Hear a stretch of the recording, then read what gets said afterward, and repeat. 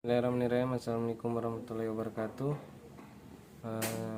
Di sini saya akan menjelaskan tugas struktur kayu, mengenai jenis-jenis kayu ataupun yang lainnya. Sebelumnya saya atas nama Arifudin, NIM 1908300265, kelas Teknik Sipil B, program studi Teknik Sipil, Fakultas Sains dan Teknologi Universitas Mustafa Berkulaka. Untuk mengefisienkan waktu, langsung saja kita beralih ke materi mengenai struktur kayu. Jadi, apa sih itu pengertian kayu? Kayu yakni bahan yang kita dapatkan dari tumbuh-tumbuhan, dari alam, dan termaksud vegetasi hutan. Tumbuh-tumbuhan yang dimaksud di sini adalah pepohonan.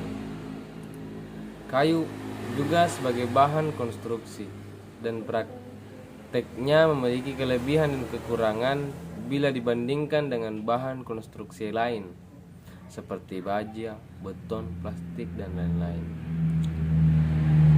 Kayu sebagai bahan konstruksi yang memiliki beberapa kelebihan seperti jenis, berat jenis, keawetan alami, higroskopik, berat kekerasan, dan lain-lain sebagainya. Yang pertama, di sini ada beberapa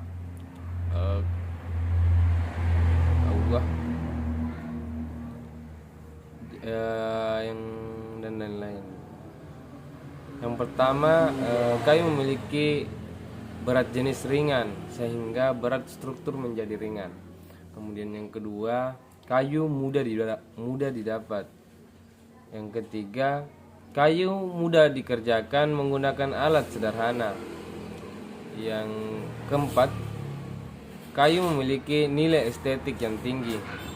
Kemudian yang kelima, kayu dapat dibudidayakan sebagai bahan dari alam. Dan yang terakhir, kayu dikenal lebih aman terhadap bahaya gempa. Oke, next. Sifat dan karakteristik kayu.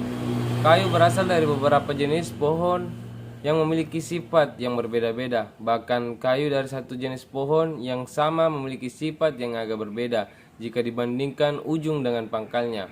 Sifat kayu tidak lepas dari sifat pohon yang mempunyai arah serat vertikal dan sifat arah yang radial.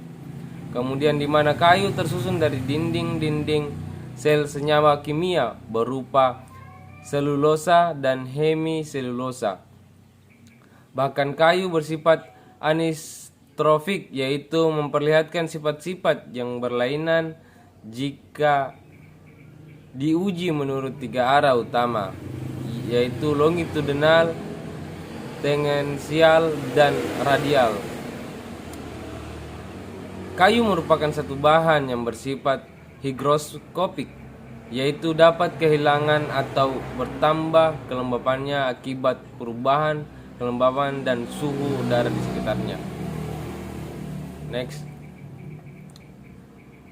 Beberapa sifat yang dimaksud ini meliputi yang pertama, sifat kayu secara umum. Sifat kayu secara umum tersebut antara lain: yang pertama, semua batang pohon mempunyai pengaturan vertikal dan sifat simetri radial.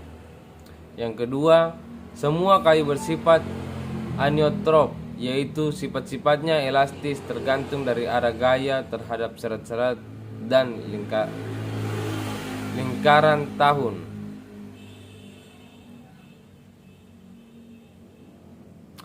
Kayu bersifat higroskopik, yaitu dapat kehilangan atau bertambah perubahan kelembapannya dan suhu udara di sekitarnya.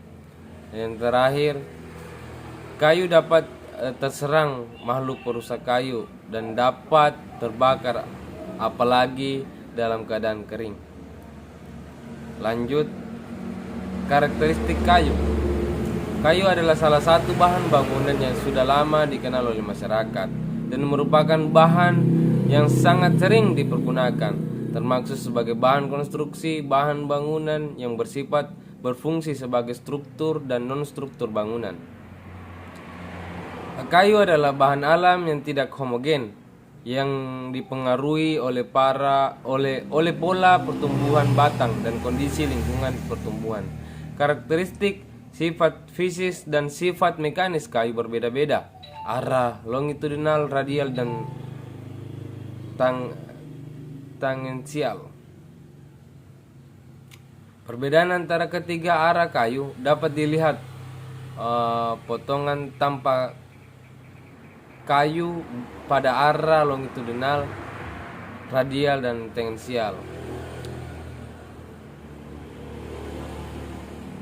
Mempengaruhi kekuatan kayu, kekuatan pada arah longitudinal lebih besar dibandingkan dengan arah radial maupun tangensial.